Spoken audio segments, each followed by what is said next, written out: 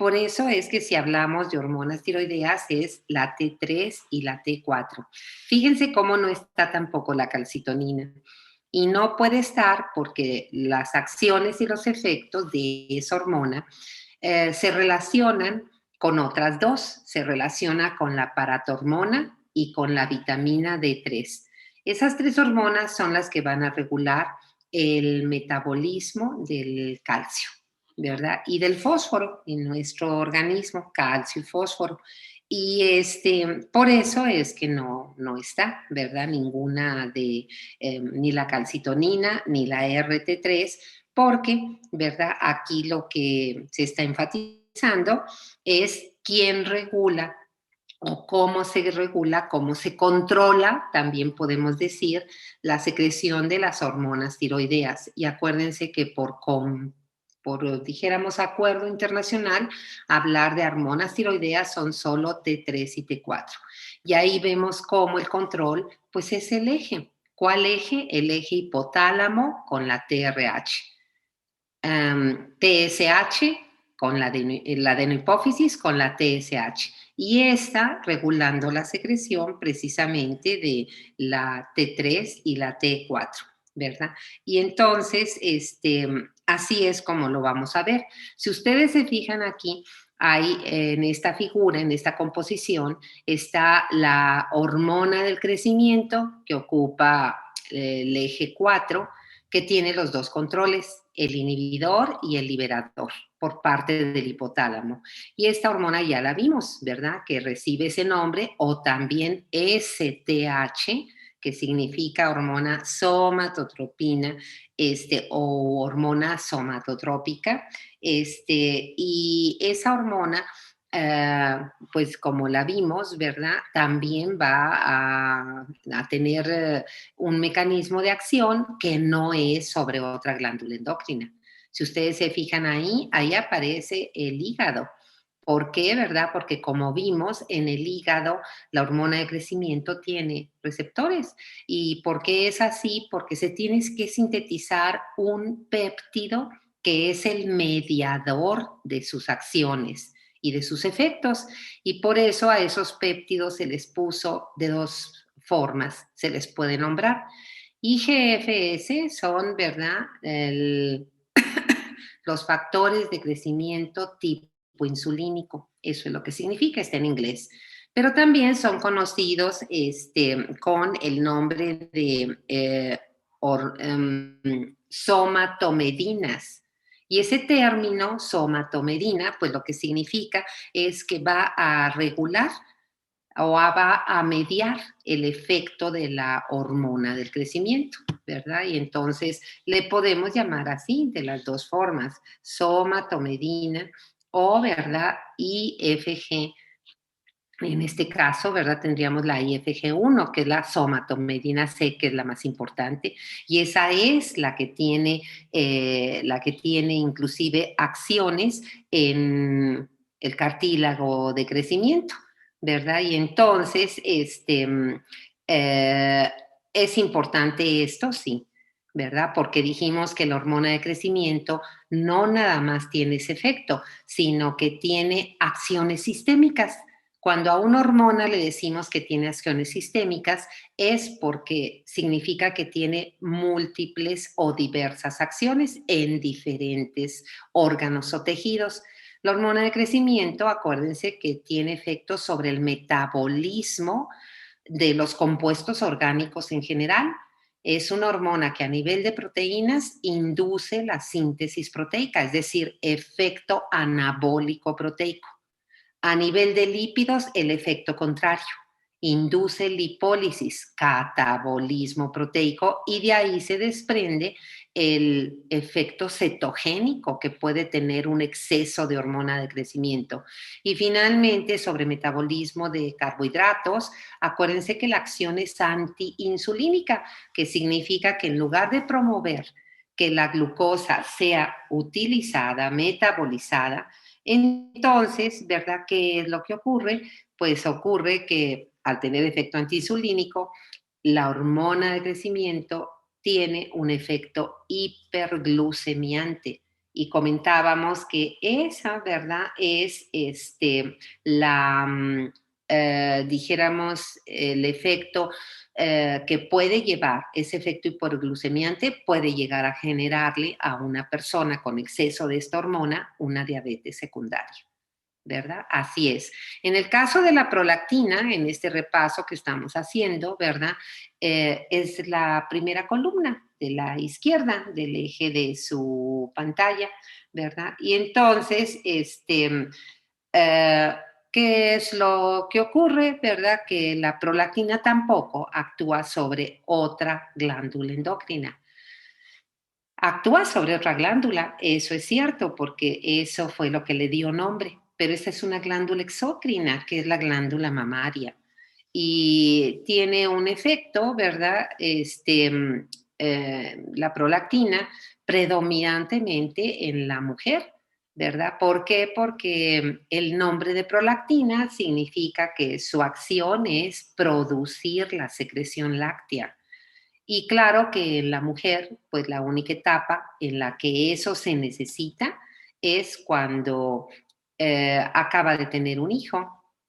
Fuera de esa época, ¿no? Sin embargo, la prolactina, tanto las mujeres como los hombres la tenemos en una concentración muy semejante, ¿verdad? Y eso es porque tiene otras acciones. Y estas dos hormonas se parecen mucho en muchas cosas. Una, pues las dos son adenohipofisarias. Otra, las dos, ¿verdad? Son reguladas en su secreción por el eje hipotálamo y aquí el eje solo llega hipotálamo adenohipófisis. No es como en el caso de la tiroides, que decimos hipotálamo adenohipófisis glándula tiroides.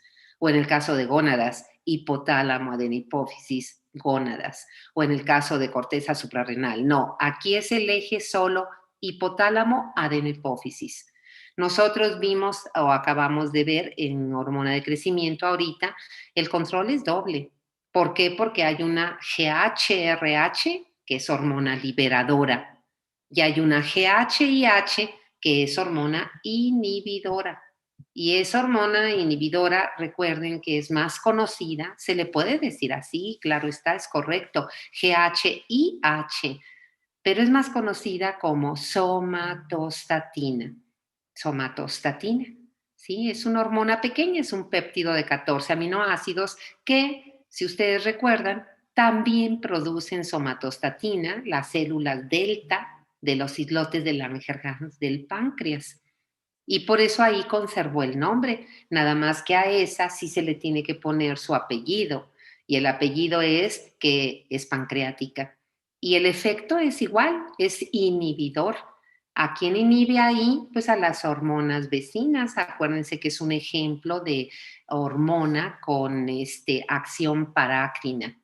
Y aquí abran un paréntesis, ¿sí? Aquí abran un paréntesis en qué sentido, ¿verdad?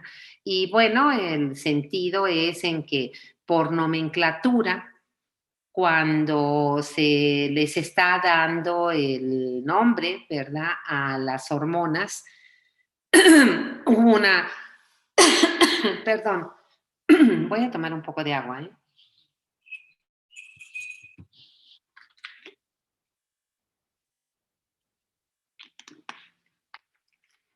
Hubo una propuesta hace muchos años. Esto abran un paréntesis para que así lo agreguen. La propuesta fue que cuando una hormona tuviera efecto inhibidor, se le pusiera como nombre el prefijo, ¿verdad?, de lo que hace o algún prefijo que indicara, ¿verdad?, que se trata de esa hormona, pero lo importante era el sufijo. Y se dijo, si es inhibidora, se le debe poner como sufijo statina. Statina. Por eso es que somatostatina es la hormona inhibidora de la somatotropina, que es la hormona del crecimiento. ¿Sí? Por otra parte, se dijo, cuando la hormona tenga efecto estimulante, entonces se le puede poner como sufijo la terminación liberina. Bueno, esa propuesta no prosperó para todas las hormonas. De hecho, ¿verdad? La única que tenemos reconocida con esa propuesta es la hormona inhibidora de hormona de crecimiento, la GHIH, que ya la observamos ahí, ¿verdad? Como somatostatina. A la hormona liberadora, ¿verdad? La GHRH, pues se le podría poner somatoliberina. En esa propuesta, la GHRH podría ser la somatoliberina. Algunos autores les gustó esta propuesta y yo les comento esto para que lo interpreten, si es que lo leen con otros autores, ¿verdad? A propósito de la nomenclatura de las hormonas. Regresamos a la prolactina y vean, sucede igual, ¿verdad? Se propone que tiene los dos mecanismos, las dos hormonas de control. La inhibidora no le podemos llamar prolactostatina, no le podemos llamar así, porque resulta además, ¿verdad?, que es la única hormona de hipotálamo y adenohipófisis, lo hemos insistido, en que no es péptido, es la catecolamina, dopamina. Entonces, es dopamina. Entonces, no le podemos decir la prolactostatina, eso no se usa. Y también se propone que hay una hormona liberadora, pero no la conocemos, no conocemos su estructura y bueno, ahí está, hasta ahí, ¿verdad? Hasta ahí es donde va eso. Bueno, aquí vimos lo de la hormona de crecimiento y a propósito de la prolactina y de la hormona de crecimiento, quiero recordarles este término. Este término, ¿verdad? Que llamamos hormona pleiotrópica. Bueno, esa palabra lo que nos da como significado es que es una hormona con múltiples y diversas acciones y efectos. Entonces, hormona de crecimiento es un ejemplo de ello, ¿verdad? Ya lo vimos.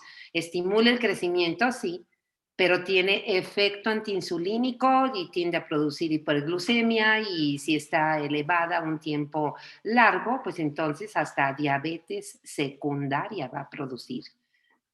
¿Sí? Tiene efecto lipolítico y, perdón, tiene una acción lipolítica y entonces puede inducir un efecto cetogénico y producir acidosis, ¿verdad? Metabólica. Y finalmente, a nivel de proteínas, pues tiene un efecto anabólico proteico y por eso, ¿verdad? Estimula el crecimiento no solo de los huesos largos, sino también de los tejidos blandos. Entonces, vean cuántas acciones, ¿sí? La prolactina no se queda atrás. De hecho, vean aquí la lista que conocimos de media docena de acciones, ¿verdad? Y efectos. Entonces, que produce la secreción láctea es un hecho, pero no depende la secreción láctea exclusivamente de la prolactina. Si así fuera, hombres y mujeres tendríamos secreción láctea todo el tiempo. ¿Y por qué digo eso, verdad? Porque los hombres tienen una cantidad de prolactina que es prácticamente la misma que la mujer. Ahí está. Ahí están los valores, fíjense. Los dos están en nanogramos sobre mililitro, que es la cifra que más se utiliza. Hombres menos de 20, las mujeres, ¿verdad? Fuera de embarazo, menos de 25. Vean la cantidad de mujeres embarazadas. Entonces, quiere decir, en primer lugar, que para que haya la secreción láctea, se...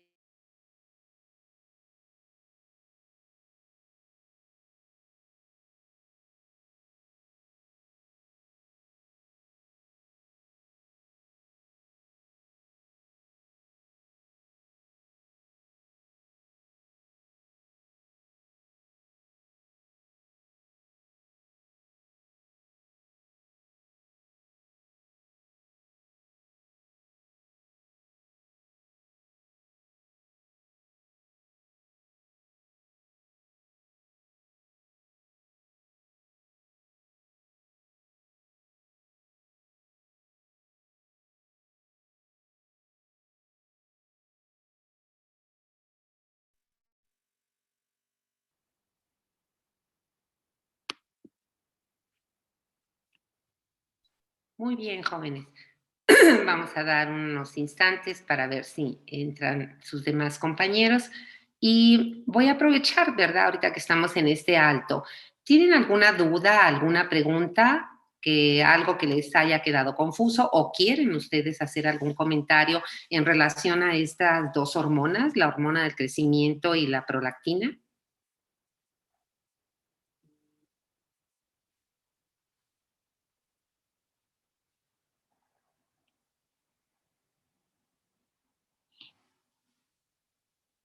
¿No? Bueno, pues veo que ya prácticamente ingresan todos. Voy a Voy a compartirles de nuevo la pantalla. ¿Dónde está? ¿Dónde está? Tengo que abrirlo. Ok.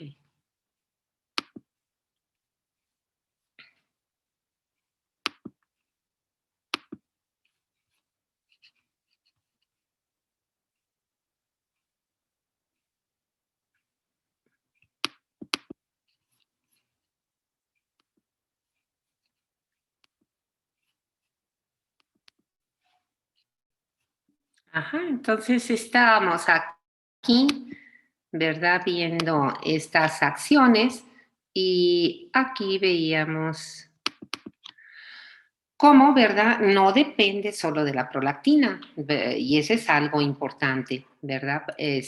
Para tomar en cuenta. Otro efecto sobre la misma glándula mamaria es que estimula su hipertrofia, su crecimiento, ¿verdad? El crecimiento mamario. Pero también participa en regular el balance hidroelectrolítico y por ende la osmolaridad plasmática. También en el crecimiento y desarrollo, puesto que es una hormona con efecto también anabólico proteico. De hecho, la estructura química se parece mucho. Hormona de crecimiento y prolactina tienen alrededor de cerca, 198, 199 aminoácidos, o sea, cerca de 200. En el metabolismo de la glucosa, los lípidos, en la reproducción. Y este es un efecto muy importante, yo se los recalqué la clase anterior, ¿verdad? Porque este efecto, igual que la inmunoregulación, son de los efectos más recientes que se identificaron en esta hormona. ¿Quién regula la secreción? El control hipotalámico predominantemente es inhibidor. Ya lo vimos en la figura, aquí está repetido, la PIH, hormona inhibidora de prolactina, es la dopamina. Yo les pedí, ¿verdad?, que recuerden que esta dopamina es secretada por uno de los cuatro sistemas dopaminérgicos del encéfalo, que es el sistema tubero infundibular. ¿Cuáles otros conocimos? Otra vez como repaso, ¿verdad? El nigroestriado, que es el de ganglios basales, las neuronas dopaminérgicas de la sustancia negra compacta que mandan la dopamina al cuerpo estriado a través de sus axones. Esa es la que se lesiona, ¿verdad? Ese sistema en el Parkinson, recuerden, es las neuronas que se atrofian, dejan de producir la dopamina y se desarrolla el Parkinson. Pero hay también, acuérdense, los dos sistemas, el mesolímbico, que va ahora de otro núcleo del mesencéfalo, que es el ATV, el área tegmental ventral, y a donde envía su dopamina al núcleo accumbens del sistema límbico. Y ese es el sitio de acción de muchas drogas adictivas y ese sistema sí se llama mesolímbico. Y finalmente el otro, ¿verdad?, que tiene que ver con funciones cognitivas. ¿Por qué? Porque va de la misma ATV, área tegmental ventral, o BTA en inglés, y llega hasta corteza prefrontal. No se les olvide, ¿verdad? Esos sistemas son importantísimos y son inclusive afectados por muchas enfermedades de tipo mental, ¿sí? Entonces, en el caso de la secreción láctea, pues es el tubero infundibular. ¿Por qué? Porque las neuronas se encuentran en esta región baja del hipotálamo, que se llama el tuber cinereum, y baja por el infundíbulo del tallo hipofisario a actuar sobre los lactotropos, inhibiendo la secreción de prolactina. Y pues como la mayor parte del tiempo ni las mujeres estamos embarazadas y los hombres, ¿verdad?, cuando tienen secreción normal, ¿verdad?, pues este control inhibitorio es el que mantiene esa secreción. Claro, el estímulo a la secreción de esta hormona, pues la PRH le ponemos signo de interrogación, no la conocemos todavía. Pero ahí importantemente vean la TRH. Y entonces la TRH, que es la que libera la TSH en el eje hipotálamo de la hipófisis, glándula tiroides, también libera prolactina. Y eso quiere decir, ¿verdad?, que los pacientes que tienen hipotiroidismo, por el mecanismo de retroacción negativa, van a tener niveles altos de TRH. Y esos niveles altos de TRH les van a inducir secreción aumentada de prolactina y los pacientes van a desarrollar, ¿verdad?, los datos de hipogonadismo que produce la secreción alta de prolactina. Ahí tenemos en los valores normales, que ya los recordamos hace rato, pero aquí tenemos, ¿verdad?, el segundo recuadro, el síndrome de hiperprolactinemia, causado por varias, dijéramos, alteraciones, desde un adenoma hipofisario, un tumor que le llamamos prolactinoma, hasta la disfunción del hipotálamo, en la cual la dopamina de este sistema tubero-infundibular, la PIH, se deja de producir. Y el cuadro clínico es de hipogonadismo. ¿Por qué de hipogonadismo? Porque el exceso de prolactina, vean el número 3, ahí está el diagrama de flujo, ¿verdad? Inhibe la secreción de la hormona liberadora de gonadotropinas. No se secreta por la adenohipófisis las gonadotropinas, pues las gónadas reducen su producción de esteroides sexuales y también inhiben, ¿verdad?, la gametogénesis. Y entonces en la mujer no hay ovulación, en el hombre hay oligospermia y puede llegar hasta, en casos extremos, a una zoospermia. Por eso es que la hiperprolactinemia es una de las, uno de los, dijéramos, condiciones que se tienen que identificar, se tienen que valorar en una pareja o en un hombre y una mujer que consulten por esterilidad. No es la causa más común. Por ejemplo, el hipotiroidismo también causa esterilidad, ¿verdad? Pero la hiperprolactinemia debe investigarse. Las manifestaciones clínicas, ahí la tenemos. ¿Por qué hay amenorrea? Pues por el hipotiroidismo. ¿Por qué hay galactorrea? Por el exceso de prolactina. Porque hay ginecomastia y este término se aplica en el hombre por la acción de la prolactina haciendo crecer a la glándula mamaria. Porque hay disminución del deseo sexual, que se le llama la libido, por el hipogonadismo. Porque hay disfunción eréctil en el hombre por el hipogonadismo y anovulación en la mujer por el hipogonadismo. Y entonces, ¿qué otro cuadro clínico le tuvimos que agregar aquí? Porque yo no lo hice. Es un punto 4 muy importante. Si hay hiperprolactinemia, síndrome de hiperprolactinemia por el prolactinoma, el adenoma hipofisario, dijimos que había que agregarle signos y síntomas de tumor hipofisario. Empezando por la cefalea, que es frontal, generalmente en este sitio, ¿verdad? Frontal es donde se localiza. Y eso es debido a que el crecimiento del adenoma estira ese repliegue que cubre a la glándula hipofisaria a nivel de la silla turca, que le llamamos así, la tienda hipofisaria, es un repliegue de la dura madre. Si el tumor crece, estira esa meninge y eso produce el dolor. Otro síntoma es que acuérdense que delante del tallo hipofisario, dijimos, está el quiasma óptico. Y entonces el tumor puede comprimir al quiasma y empezar a reducir el campo visual, que normalmente es de 180 grados, viendo al frente, y entonces hay hemianopsia. Así se llama, hemianopsia bitemporal, porque es el campo temporal visual el que se va achicando.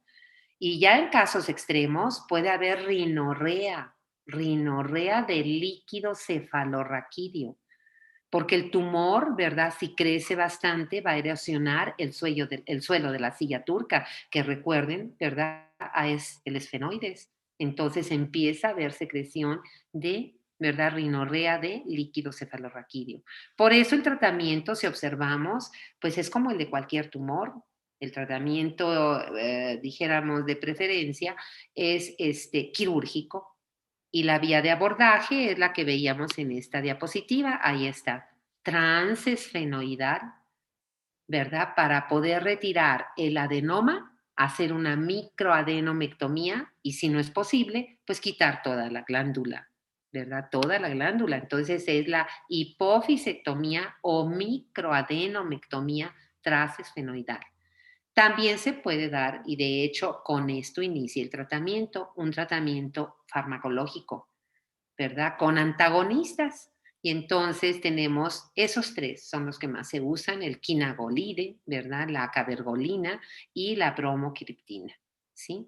Muy bien, jóvenes. Y bueno, ¿verdad? Con esto terminamos señalando esto, el hecho de recordar que hay muchos fármacos, muchos fármacos. Hay fácil como dos decenas de fármacos. Aquí, ¿verdad? Si los contamos, pues hay como unos 15 que pueden inducir hiperprolactinemia. Esa es otra causa de hiperprolactinemia patológica, porque la fisiológica es la del embarazo, la de la lactancia e inclusive como respuesta al estrés también. Pero la patológica es el adenoma, el prolactinoma. El hipotiroidismo primario, ¿por qué? Porque acuérdense que el hipotiroidismo primario, como la glándula va a funcionar mal, el hipotálamo va a aumentar la TRH y la TRH es un estímulo para que también se secrete prolactina. Vean ahí, ¿verdad? Toda la gama, muchos fármacos con acción a nivel del sistema nervioso central, ¿verdad? Muchísimos antidepresivos, antiepilépticos, neurolépticos, antihistamínicos, antieméticos, etcétera, ¿sí? Pues con esto, ¿verdad? Terminamos ajá, este punto y bueno, pues nos vamos ahora, ¿verdad? A revisar lo que corresponde en estos minutos que nos quedan. em, Vamos a ver. Ajá. Mm, ok, aquí ya. Cerramos y ahora nos vamos a ir a ver nuestro nuevo capítulo.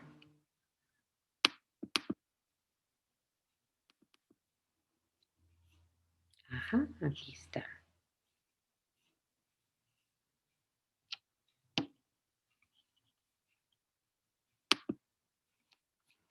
Vamos a ver si ya lo puedo compartir. Aquí está.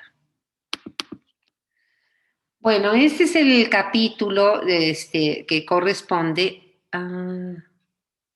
Uy, bueno, me equivoqué. Vamos a ver. Sí. Mm, déjenme ver. Ajá. Ok. Mm, vamos a ver si aquí está.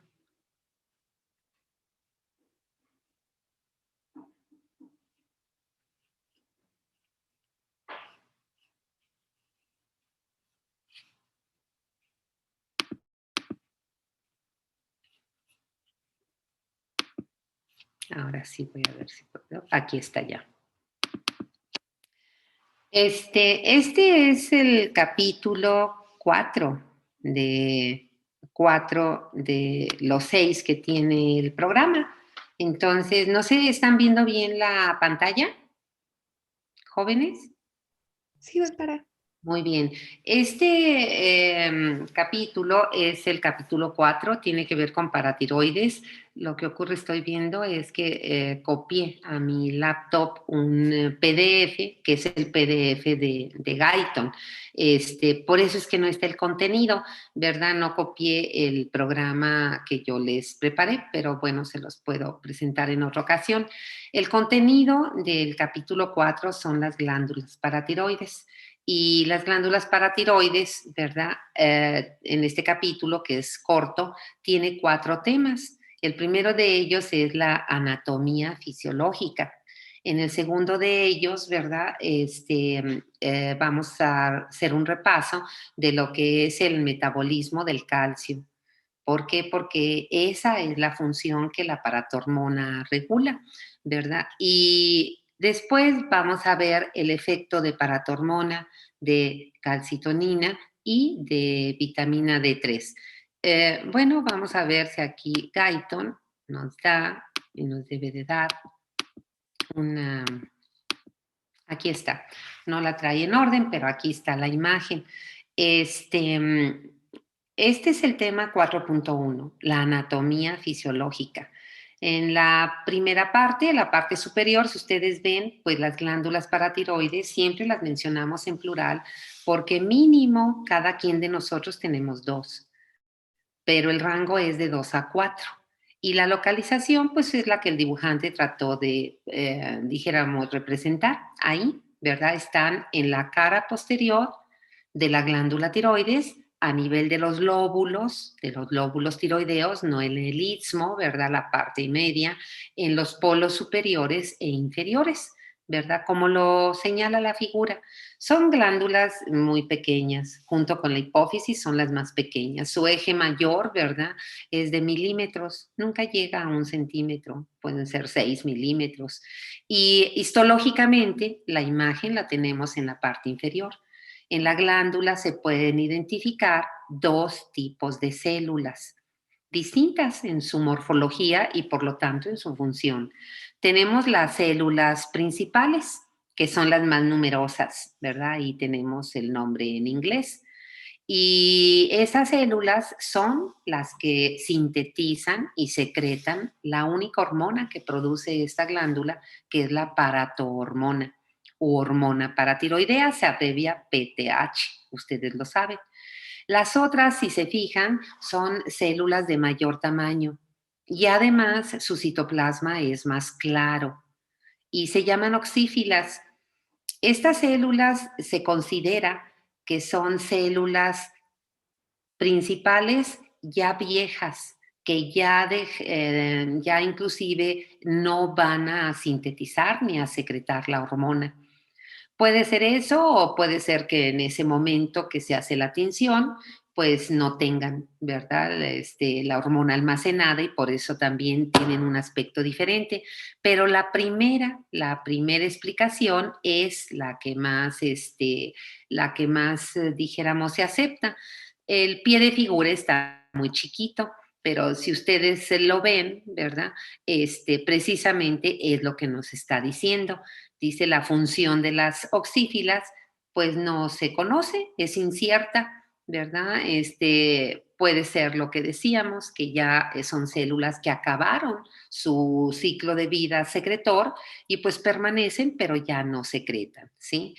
Em, si nos regresamos acá, perdón, vamos a ver si aquí está la estructura de la paratormona. Aquí tenemos, ¿verdad? La paratormona en sí. Vamos a ir viendo cuáles son, perdón, antes de ese es el 3. El tema 2 es el metabolismo del calcio.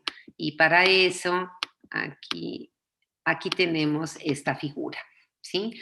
Todo el calcio que tenemos en nuestro organismo, pues representa el mineral más abundante, ¿verdad? Más abundante que tenemos. Y entonces, ahí nos dice que hay 1 millón, si se fijan, pero de miligramos, ¿verdad? 1 millón de miligramos. ¿En dónde? En el esqueleto. Eso hace que, no sé si algo de esto verían en bioquímica, ¿verdad? Que más o menos una persona adulta tengamos 1 kilo, 1 kilogramo, o sea, 1 millón de miligramos, pues es 1 kilo, ¿verdad? A veces un poco más, entre 1 y 1,2 kilogramos de calcio. Más del 99%, por supuesto, está en los huesos. ¿Y en qué forma está en los huesos? Bueno, de histología seguramente ustedes vieron en esta forma. ¿Quién sabe por qué sale borroso, verdad? Nunca he entendido, yo creo que se copió mal esa diapositiva, pero si ustedes recuerdan, esta fórmula es son los cristales de hidroxiapatita. Y ahí vean la cantidad de calcio que tiene cada cristal y en dónde se depositan, pues en la matriz ósea, en el mineral óseo, ¿verdad? Es lo que osifica nuestros huesos, los cristales de hidroxiapatita, ¿sí? Y entonces, el resto del calcio, ¿en dónde va a estar? ¿Verdad? Bueno, pues miren esta figura. Ustedes la tienen, está en inglés, pero ustedes la tienen en el PDF.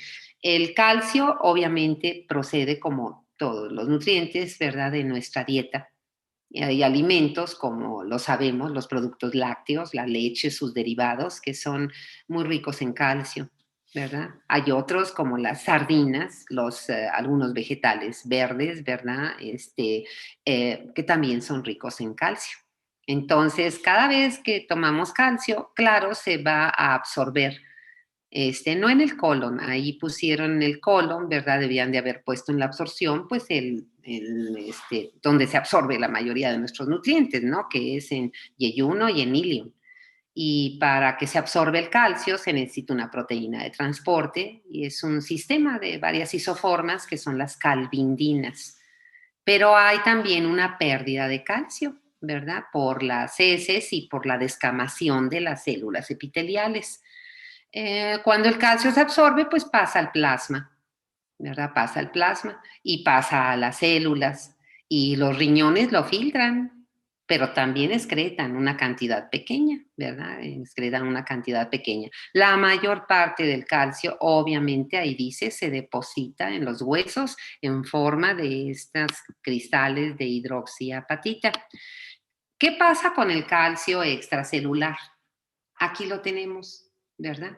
El calcio extracelular se encuentra distribuido en 3 fracciones, de las cuales el que es regulado por la paratormona es ese 50%, que es el calcio que representamos con su valencia 2 más, el calcio ionizado, que representa el 50% de todo el calcio extracelular. ¿Por qué el 50%? Porque miren, si lo vemos, un 41%, que representaría 1.0 milimoles por litro, va unido a proteínas, ¿sí? Y otro forma complejos, ¿verdad? Está unido, complejos con aniones, un 9%. Entonces, un 50% es el calcio ionizado, es el calcio libre, el calcio ionizado, el calcio 2 más, y si vemos su concentración, 1.2 milimoles sobre litro, ¿sí? Si sumamos esos milimoles, véanlo, 1.2 más 1, pues ya nos dio 2.2, y si sumamos más de otros 2, pues son 2.4, ¿verdad? Pero el calcio que regula la paratormona es el ionizado, eso es importante, ¿verdad? Y es el calcio que participa en múltiples funciones. ¿Como cuál es ese calcio ionizado? Bueno, es el factor 4 con número romano, es el factor 4 de la coagulación sanguínea. Es el calcio que se utiliza para el mecanismo de liberación de secreción de neurotransmisores y de hormonas, la exocitosis calcio dependiente. Es el calcio que se ocupa para la contracción muscular. Entonces, si se fijan, es muy importante la regulación de ese calcio ionizado, ¿sí? ¿Cómo terminamos? Bueno, pues terminamos recordando viendo aquí más bien las acciones de la paratormona. Estos esquemas los tienen ustedes. Es el capítulo, en la versión que ustedes tienen, es el capítulo 80. Aquí sale como el capítulo 79, pero en la versión que tenemos de PDF en español es el 80. Y entonces vean, ¿verdad? Fíjense aquí las acciones de la paratormona. Yo les voy a pedir que vean la figura donde está al centro, donde está la paratormona, que nos está diciendo que cuando tenemos hipocalcemia, ese es el control, ¿verdad? La paratormona se controla su secreción, igual que la calcitonina, igual que la vitamina D3, de acuerdo a la calcemia. De acuerdo a la calcemia. Si la calcemia está baja, o sea, hipocalcemia, entonces la paratormona aumenta su secreción. ¿Y dónde va a actuar? Y esos son sus tres órganos blancos. Y en los tres órganos blancos tiene que tener acciones que hagan que ese calcio bajo, esa hipocalcemia, se normalice. ¿Cómo? Subiendo la calcemia. ¿Y cómo lo va a hacer? Vamos a ver primero en hueso. Y en huesos lo que hace la paratormona, perdón, es estimular, aumentar, estimular la llamada resorción ósea. Esa es la función de los osteoclastos. O sea, que aumenta la resorción. ¿Por qué? Porque los osteoclastos, si lo vieron en histología, van a desmineralizar al hueso. Y ese mineral que están quitándole al hueso pasa al plasma. Y por eso dice ahí que hay un eflujo, es decir, hay una salida de calcio del que está depositado en esos cristales de hidroxiapatita, en el mineral óseo, al plasma. ¿Sí?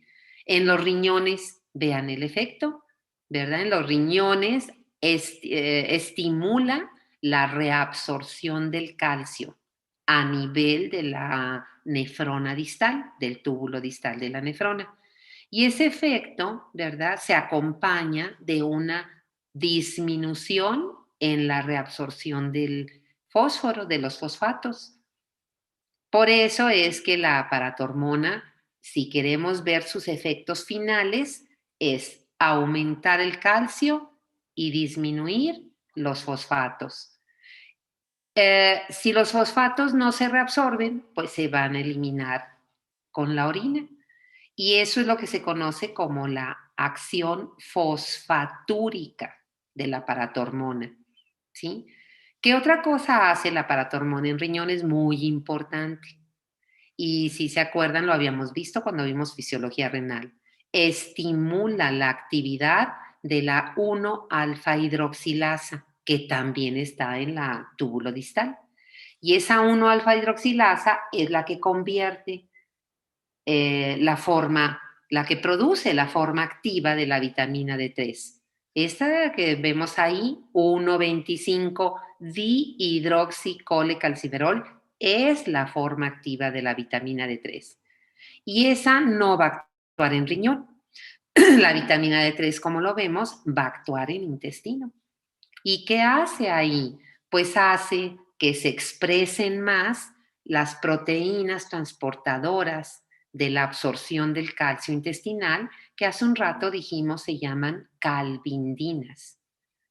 Y esa misma vitamina D3 activa promueve la reabsorción de los fosfatos para compensar la pérdida que está teniendo por el riñón. Y entonces, como concluimos aquí, ¿verdad? ¿Cuál es el efecto global de la paratormona? El efecto es elevar la calcemia y disminuir la fosfatemia. Ese es el efecto. Y si ese es el efecto, por eso, ¿cómo se regula la secreción de esta hormona? Por la calcemia. Si la calcemia está baja, eso estimula a las glándulas paratiroides, a las células principales, a que secreten más paratormona.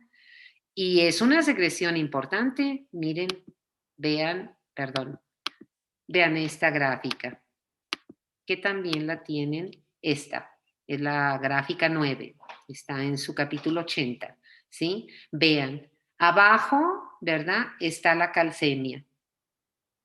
Por si no se acordaban, ¿verdad? Pues la calcemia normal en miligramos por ciento o por decilitro, ¿verdad? Por ciento es por 100 mililitros de plasma, que es la que está aquí, pero también es miligramos sobre decilitro. Vean, si la calcemia está normal, vean la secreción. La secreción es la normal. Pero ¿qué pasa si la calcemia disminuye? Entonces vean, corran su vista a la izquierda. Si ya la calcemia todavía está 8, entre 8 y 10, pues es un valor más o menos normal. Pero si ya la calcemia baja a menos de 8, vean 6, 4, ¿verdad? ¿Cuántas veces aumenta la secreción de perdón, ahí es lo que está poniendo, ¿verdad? Es la vitamina D3. Bueno, tómenlo en cuenta porque así sucede con la paratormona también, ¿verdad? Es decir, las hormonas que aumentan la calcemia, que son estas dos, la paratormona y la vitamina D3, aumentan 3, 4, 5 veces, no la calcitonina.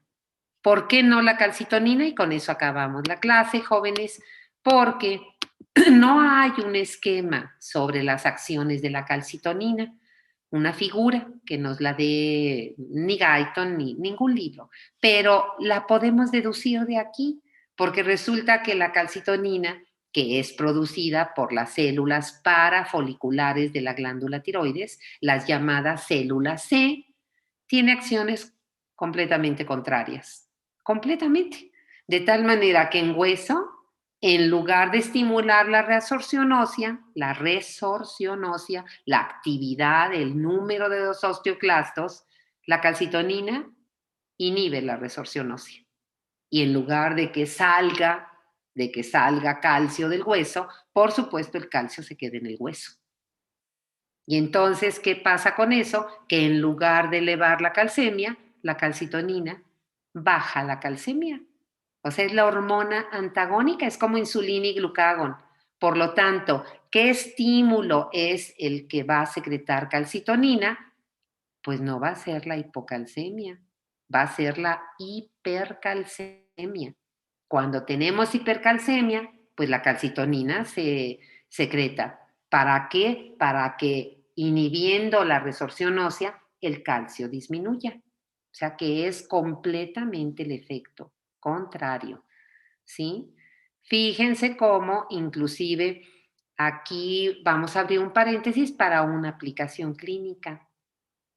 La calcitonina, jóvenes, hay un preparado que es utilizado con aplicador nasal y esa calcitonina la utilizan o es una de las medidas de tratamiento para los pacientes que tienen osteoporosis importante. ¿Y por qué se utiliza ese nebulizador de calcitonina? Porque la calcitonina va a inhibir la acción de los osteoclastos y eso le va a revertir, a controlar al paciente su osteoporosis, ¿verdad? Muy bien. ¿Qué hace la calcitonina en el riñón? Lo contrario. En lugar de estimular la reabsorción, la calcitonina estimula, pero la excreción de calcio. Entonces, esas son las acciones. Sobre la vitamina D3 no tiene acciones. Solo la calcitonina tiene la acción más importante sobre el hueso, inhibiendo la resorción. Y sobre los riñones, aumentando la excreción del calcio. Esas son sus acciones, ¿sí? Y bueno, ¿verdad? Vamos a ver, esta, ¿verdad? Diapositiva es muy interesante porque esta nos muestra otra vez, ¿verdad? El efecto de paratormona, de vitamina D3, ¿verdad? Sobre el metabolismo del calcio, ¿verdad? Y fíjense, sobre todo aquí está representada la vitamina D3. Y entonces, ¿cómo se forma esta vitamina? Acuérdense que es de las pocas vitaminas que nuestro organismo sintetiza. Y aquí tenemos que recordar que se sintetiza a partir de este llamado colecalciferol, ¿verdad? Que es producido por un derivado del colesterol, el 7-dehidrocolesterol, por la acción de los rayos UV. Esa es la acción benéfica que tenemos de los rayos UV. No nada más son cancerígenos y producen el melanoma. Los necesitamos, pero con una radiación controlada, ¿verdad? Para producir la D3. Vean qué me está diciendo el esquema. Es un precursor. Si se queda como vitamina D3 así, colecalciferol, no tiene acciones. Se tiene que ir al hígado para que el hepatocito lo hidroxile en posición 25. Entonces, la 25 alfa hidroxilasa de la vitamina D3, del colecalciferol, se encuentra en el hígado, en los hepatocitos. Sigue siendo inactiva. Se tiene que ir, ahí lo está diciendo, a riñones, para que la nefrona distal, en túbulo distal, las células epiteliales activadas por la paratormona activen a la 1-alfa hidroxilasa. Y ahí está la hidroxilación en la segunda posición, en la posición 1 y la posición 25. Entonces, lo podemos representar como 1,25 DOH, que es el grupo hidroxilo, guión D3, si no queremos escribir toda la palabra. 1,25 D-OH-D3. Claro, tengo que saber el nombre completo para utilizar ese símbolo, ¿verdad? Es la 1,25 dihidroxicolecalciferol, ¿verdad? ¿Por qué? Porque hay otras formas. Póngalo entre paréntesis. La vitamina D3 que consumimos con los alimentos, jóvenes, con los alimentos. Vean su frasco de Tetravic, si es que toman leche, ¿verdad? O compran leche en su casa y vean cómo dice enriquecida con vitamina D. Esa no es el colecalciferol. Vean cuál es, cómo se llama. Y mañana me lo dicen. Bueno, si hay clase o a la siguiente clase me lo dicen, pero no es el colecalciferol, porque esa es la humana, la que sintetizamos. Y luego vean, aquí están las acciones que yo les comentaba de la vitamina D3. Vean, ¿verdad?, cómo ¿qué hace la vitamina D3? Pues hace que se expresen esas proteínas que van a fijar al calcio. No le pusieron ahí el nombre, es la primera. Calvindinas. Bueno, pues calvindina, ¿de dónde viene el nombre? De calcio, ¿verdad? Y de binding, es decir, son las proteínas que captan al calcio para su absorción intestinal. Hay varias isoformas, ¿verdad? Estimulan la ATPasa de calcio, que también participa en esto, ¿verdad? E inclusive hasta la fosfatasa alcalina, y eso hace que la concentración del calcio, ¿verdad? Obviamente por efecto de la hormona, aumente, ¿sí? Y cuando aumenta la concentración del calcio, eso inhibe a la paratormona. ¿Por qué? Porque la paratormona es hipercalcemiante. Entonces, si tenemos hipercalcemia, la paratormona se inhibe, ¿verdad? Y si tenemos hipercalcemia, ¿cuál se va a activar? Pues la calcitonina, que ya vimos hace rato. Esto es muy importante, jóvenes, de haberlo revisado. Yo no sé, ojalá en histología hayan visto, ¿verdad? Por supuesto, la histología del hueso, ¿verdad? Aquí están, por ejemplo, esta figura, ¿verdad? Que es sencilla, pero bueno, ahí está representado el osteoclasto, ¿verdad? Con sus prolongaciones del citoplasma, donde se liberan todas las enzimas de los lisosomas, que son hidrolasas ácidas, y que van a producir esa caverna de resorción en el hueso, ¿verdad? Y como los osteoblastos, junto con los osteocitos, perdón, son las células que vuelven a mineralizar al hueso.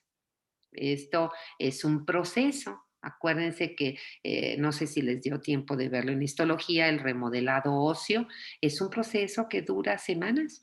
En ustedes los jóvenes es un proceso muy activo, por eso la firmeza de sus huesos es de tal forma que una caída, un golpe, pues les dolerá, sin lugar a dudas, pero no les produce fractura. Estaba tratando de verse aquí, pero creo que Gayton no pone las diapositivas, de que vieran una figura, no la pone, de cómo se ve un hueso sano y un hueso con osteoporosis. En las personas de tercera edad, obviamente tenemos osteoporosis por varios motivos. Este, una de ellas es, ¿verdad?, el proceso mismo de envejecimiento. En las mujeres, ¿verdad?, sobre todo el hipoestrogenismo que acompaña al climaterio.